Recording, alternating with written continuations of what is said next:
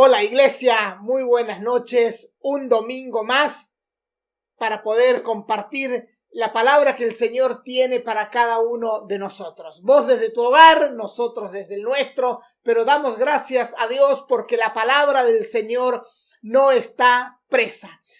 Todos aquellos que nos siguen domingo tras domingo saben que estamos haciendo un estudio del libro de los Hechos de los Apóstoles, que es el único libro de la Biblia que registra la historia de la iglesia primitiva. Es un libro apologético porque los apóstoles defienden, parados en sus convicciones, cuáles eran sus creencias, y es un tratado teológico. En el día de hoy nos toca ir al libro de los Hechos, capítulo 8, verso 1 al 5, dice: y Saulo consentía en su muerte. En aquel día hubo una gran persecución contra la iglesia que estaba en Jerusalén, y todos fueron esparcidos por las tierras de Judea y de Samaria, salvo los apóstoles. Y hombres piadosos llevaron a enterrar a Esteban e hicieron gran llanto sobre él. Y Saulo asolaba o arrasaba la iglesia, y entrando casa por casa arrastraba a hombres y a mujeres y los entregaba en la cárcel. Pero los que fueron esparcidos iban por todas partes anunciando el evangelio. Entonces Felipe, descendiendo a la ciudad de Samaria, les predicaba a Cristo. El domingo pasado vimos en la enseñanza el arresto y la muerte de Esteban. Esteban, quien había sido designado para formar parte de la estructura organizacional de la iglesia, siendo un servidor a las mesas para contener a las familias y a las viudas más necesitadas, un día se levantó con un poderoso mensaje como un evangelista bajo la unción del Espíritu Santo de Dios, y le costó la muerte. Y allí lo apedrearon y él allí murió. Pero dice la Escritura de que mientras él estaba en los minutos finales, él dijo: veo los cielos abiertos y al Hijo de Dios sentado a la diestra del Padre. Allí, en ese escenario de martirio para Esteban, había un joven que aprobaba la muerte. Este joven se llamaba Saulo de Tarso, de la ciudad en la provincia de Cilicia. Y Saulo desempeñó un papel de un protagonismo tan importante en aquel día en la persecución de la iglesia que estaba en Jerusalén. Saulo se había admirado seguramente al escuchar las declaraciones de Esteban de que mientras lo apedreaban, él podía ver la gloria de Dios. Esta situación de persecución hizo que la iglesia se dispersara, lo que realmente contribuyó al crecimiento de la iglesia y a la expansión y a la difusión de las buenas noticias que ellos tenían que dar para que pudieran salir de Jerusalén y llevarla también a otras latitudes. El joven Saulo era un fanático religioso cegado por las tradiciones, que no soportaba ni el nombre de Jesús ni el evangelio de Jesucristo pudiera ser divulgado. Él, años más tarde, escribe la carta a los filipenses y él les dice: en cuanto a celo, perseguidor de la iglesia. Ahora nos centramos en el pasaje. Dice que los que fueron esparcidos iban por todas partes anunciando el evangelio. Aquí vemos la consecuencia inmediata de la persecución. En realidad, la persecución no estorbó para nada el avance de la iglesia. Al contrario, la promovió para que pudieran cumplir con el diseño establecido por Jesús. Más tarde, cuando Saulo de Tarso, ya convertido en el apóstol San Pablo, él es apresado y llevado a Roma. Él les escribe a los filipenses una carta y les dice en el capítulo 1, verso 12: pero quiero que sepáis, hermanos, que las cosas que me han sucedido han redundado, han contribuido más bien para el progreso del evangelio. Aquí nos encontramos con un panorama hostil para la iglesia y muy cruel, pero que de ninguna manera frenó ni detuvo el propósito que Dios y Jesucristo habían marcado para los suyos. Jesús le mandó en un primer momento que ellos no se fueran de Jerusalén hasta que recibieran la promesa del Padre y fueran investidos del poder de lo alto.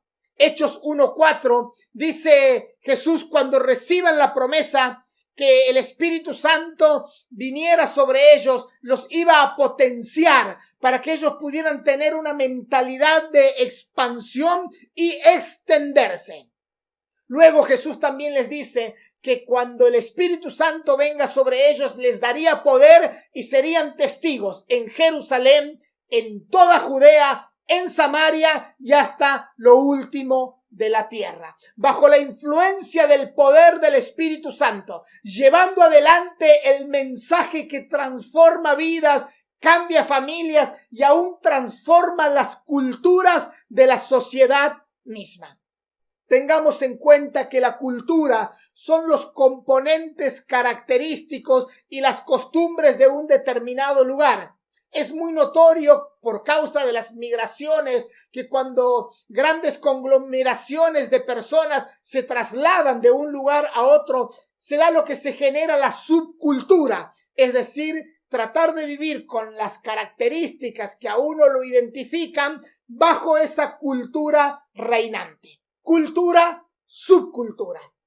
Pero Jesús vino a establecer una contracultura, ir direccionalmente en oposición contra la cultura reinante. Y lo vemos a lo largo del libro de los Hechos, que cuando el evangelio de Jesucristo llegaba a una determinada localidad, ocurrían cambios trascendentales y todos aquellos paradigmas, todas aquellas tradiciones, costumbres que se habían mantenido a lo largo de tantas décadas o aún siglos eran trastocadas por la influencia del Espíritu Santo. Déjame decirte algo, quizás cada uno de nosotros podemos estar atados en cierta manera a nuestra forma de pensar, a los paradigmas, a los moldes, a las estructuras, a tradiciones, a conceptos que hemos recibido de nuestros familiares o de corrientes filosóficas o sociales que son propias de las comunidades en donde vivimos.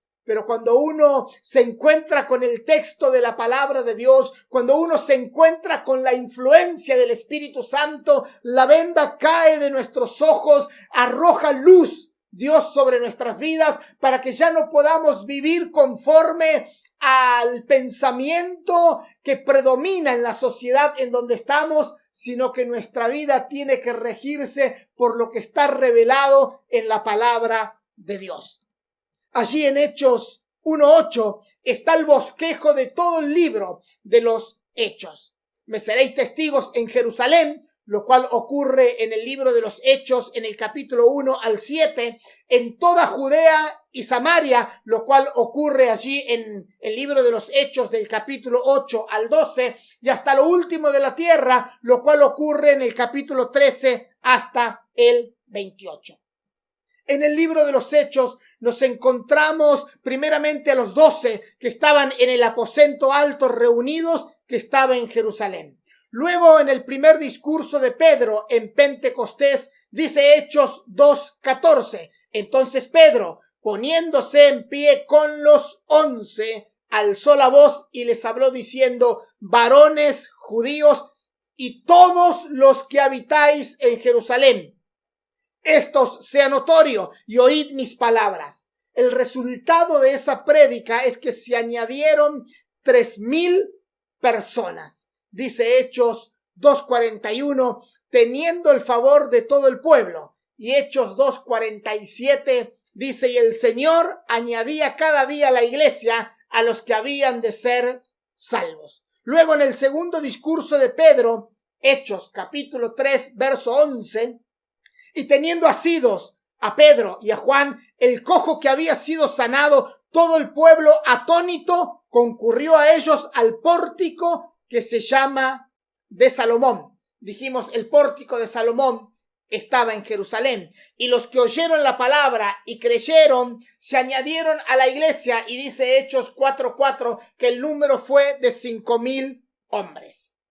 Luego, Hechos 5:12 y 14. Y por la mano de los apóstoles se hacían muchas señales y prodigios en el pueblo, y estaban todos unánimes en el pórtico de Salomón. Los que creían en el Señor aumentaban más, gran número así de hombres como de mujeres, y aún de las ciudades vecinas venían a Jerusalén. Es decir, ellos no iban. Traían enfermos y atormentados de espíritus inmundos y todos eran sanados, dice Hechos 5:16. El sumo sacerdote y la secta de los saduceos, dice Hechos 5:17, llenos de celo, prendieron a Pedro y a Juan y les dijeron: habéis llenado a Jerusalén de vuestra doctrina, dice Hechos 5:28. Más adelante, Hechos 6:1, como creciera el número de los discípulos, crecía la palabra del Señor y el número de los discípulos se multiplicaba grandemente en Jerusalén, dice Hechos 6:7.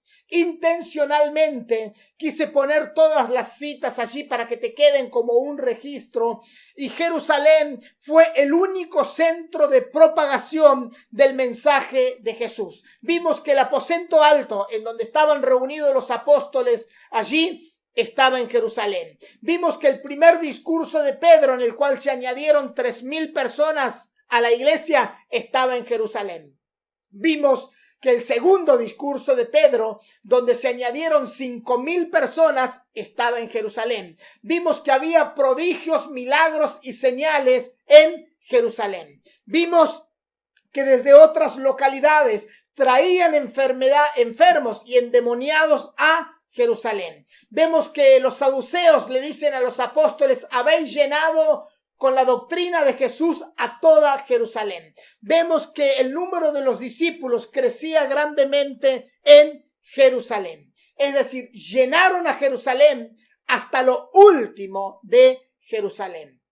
Dios levanta al profeta Oseas en un momento muy crucial de la nación de Israel y les dice allí en Oseas capítulo 10, verso 1, Israel es una frondosa viña que da abundante fruto para sí mismo. Esta ilustración se asemeja de manera tan notable a la iglesia de Jerusalén, que ellos daban mucho fruto, pero el fruto se quedaba solamente allí en Jerusalén. Era un fruto para sí mismo, cuando Dios ya les había revelado que ellos tenían que tener una mentalidad de expansión, ir a otras ciudades, otras provincias y hasta lo último de la tierra. Hay fuerzas que son centrípetas, donde el poder siempre tira hacia adentro. El término centrípeta es una palabra latina, centri o centrum, que es el centro, y petere, dirigirse hacia. Pero Dios les había dicho que ellos tenían que tener una mentalidad de fuerza centrífuga. Es decir, desde el centro tenía que salir o fugar o irse hacia afuera. Y Dios nos manda a que cada uno de nosotros podamos tener una mentalidad hacia afuera. El hecho de estar reunidos durante tanto tiempo en los templos y en los auditorios nos puede llevar a que podamos perder el foco de lo que está sucediendo afuera y del entorno social al cual Dios nos pide que nosotros podamos afectarlo con el mensaje de Jesucristo. ¿Cuántos años estuvieron los apóstoles en Jerusalén sin salir a toda Judea, a Samaria y hasta lo último de la tierra? He leído y he estudiado que los historiadores creen que estuvieron 14 años en Jerusalén sin ir a las otras tierras a las cuales Jesús les había designado y marcado en su agenda que tenían que ir. Ellos no pensaron en extenderse. Y Dios hizo algo, porque Dios siempre hace algo para cumplir el plan y el propósito que Dios ha diseñado. Allí en Jerusalén estaban cómodos. Allí en Jerusalén tenían identidad. Allí en Jerusalén eran respetados, estaban seguros, según sus criterios estaban bien, pero estaban violando un mandamiento que Jesús les había revelado. Entonces, ¿qué hizo Dios? Dios permitió una gran persecución. Primero levantando a Esteban con un mensaje poderoso, pero a causa del mensaje de Esteban, que fue el primer mártir o el primer testigo que hubo allí en la iglesia primitiva, se levantó una gran persecución contra la iglesia que estaba en Jerusalén, y dice que todos fueron esparcidos por las tierras de Judea y de Samaria, salvo los apóstoles, y que los que fueron esparcidos iban por todas partes predicando el evangelio. Felipe lleva el evangelio a Samaria. En Hechos 9 se nombra a Damasco. Ya no es Judea, ya no es Samaria, es Damasco. Saulo se convierte y Dios lo envía a que vaya a ver a Ananías, quien era discípulo. Es decir, la iglesia se estaba extendiendo conforme a la voluntad de Dios. En Hechos 9:32 se nombra a Lida. En Hechos 9:36 se nombra a Jope. En Hechos 10:1 se nombra a Cesarea. Los que fueron esparcidos por causa de la persecución que hubo con motivo de Esteban pasaron hasta Fenicia, Chipre y Antioquía. Dice Hechos capítulo 11, verso 19 al 21. Y no hablaban sino solo a judíos. Es decir, había prejuicios, había formalismo religioso, había una estructura tradicional muy fuerte, había paradigmas, había quizás pensamientos como quedémonos en el molde, conformémonos con esta manera, pero sin embargo Hechos 11:21 dice, pero otros hablaron también a los griegos, y la mano del Señor estaba con ellos, y gran número creyó y se convirtió al Señor. Y allí empieza la historia de la iglesia en Antioquía, en la ciudad cosmopolita de Siria, con Bernabé y con Pablo. Algunos se atrevieron a ser audaces en el nombre de Jesús. Algunos se atrevieron a romper moldes y paradigmas y dijeron, si el Señor está con nosotros y la influencia del Espíritu Santo está sobre nuestras vidas, ¿cómo no vamos a animarnos a llevar la palabra del Señor? Si aquel Cristo que transformó nuestras vidas y nos dio un legado, ¿cómo no nosotros vamos a animarnos y vamos a creer que en el nombre de Jesús haremos proezas? Y allí se animaron a avanzar y a crecer en la zona geográfica llevando el mensaje del Señor. La iglesia a lo largo de la historia ha pasado por distintas situaciones. Ha habido avivamientos, ha habido enfriamientos, ha habido tibiezas, ha habido persecuciones, ha habido despertares espirituales, pero nada ni nadie puede detener el avance de la iglesia,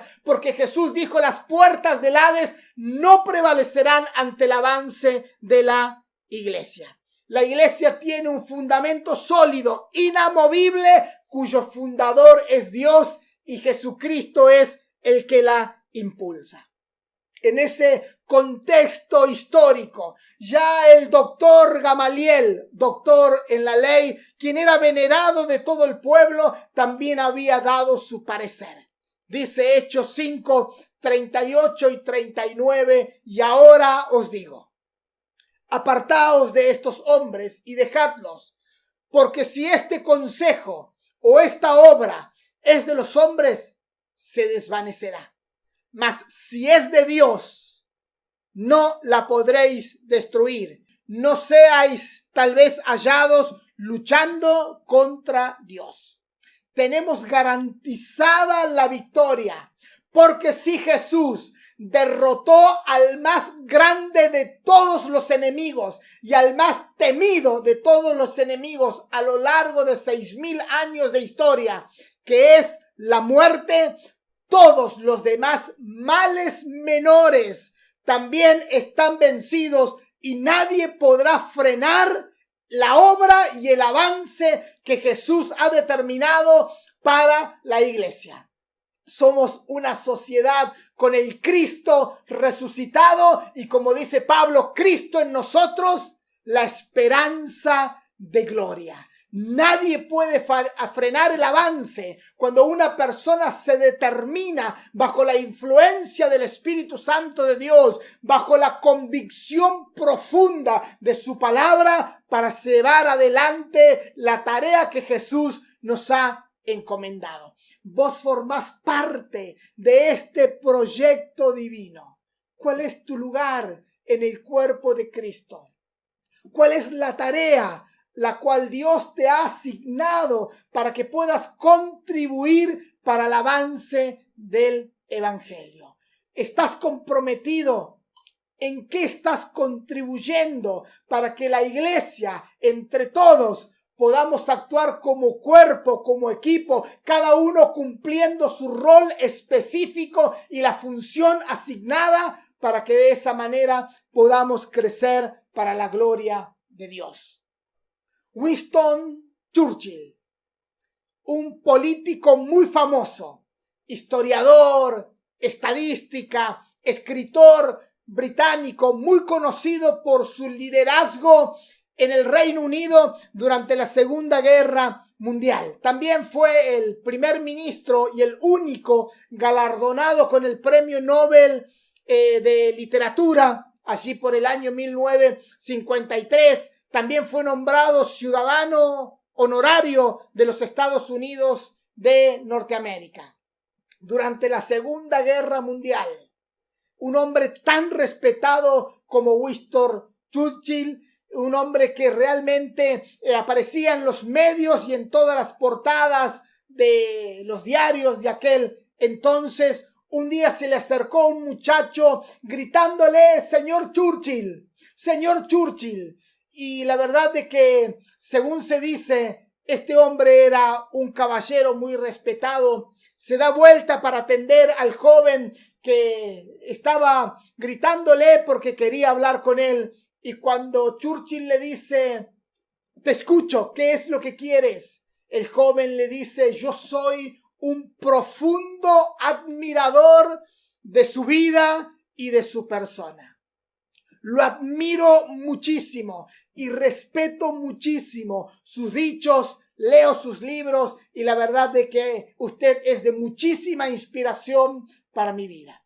Churchill, en pleno contexto de guerra, le dice a este joven: ¿en qué comando estás trabajando? ¿Bajo qué batallón estás enrolado? Y el muchacho le dijo: no, yo no estoy enrolado en ningún batallón. Solamente yo soy un profundo admirador de su persona. Churchill le dijo: joven, yo no necesito admiradores. Necesitamos soldados porque estamos en guerra. Déjame decirte una cosa. Jesús tiene muchos admiradores. Jesús tiene en el mundo millones y millones de admiradores. Jesús tiene en el mundo muchos quienes leen sus evangelios, quienes admiran su doctrina y su persona. Pero Jesús no necesita admiradores porque estamos en un tiempo de guerra. Jesús necesita discípulos, hombres y mujeres dispuestos a oír las enseñanzas de Jesús y ponerlas por práctica en medio de una sociedad que se desmoraliza cada vez más, en donde se han socavado los cimientos y el fundamento de los valores universales y que se está desplomando. Un escritor muy conocido que él firma, C.S. Lewis. Él dice: el hombre está firmemente parado, con sus ambos pies sobre la nada. Esa descripción es lo que caracteriza a la sociedad de hoy. La sociedad está firmemente parada con ambos pies sobre la nada. Le han sacado el fundamento y se viene desmoronando en todas las facetas sociales. Hoy ya se discute lo que es familia. Hoy ya se discuten muchas cosas que son valores tradicionales que están escritas en la palabra de Dios y que son fundamentales para la ética y para una sociedad saludable. Hoy Dios quiere que cada uno de nosotros podamos romper los paradigmas, los moldes, las estructuras, la religiosidad, las tradiciones que nos han caracterizado y podamos llevar adelante el mensaje único que puede cambiar, que puede transformar, que puede dar sentido a la vida, que es el mensaje de Jesucristo. Allí, ellos, los primeros discípulos, no pudieron en un primer momento respetar la agenda de Jesús y Dios permitió una persecución para que salieran de Jerusalén y fueran por todas las tierras.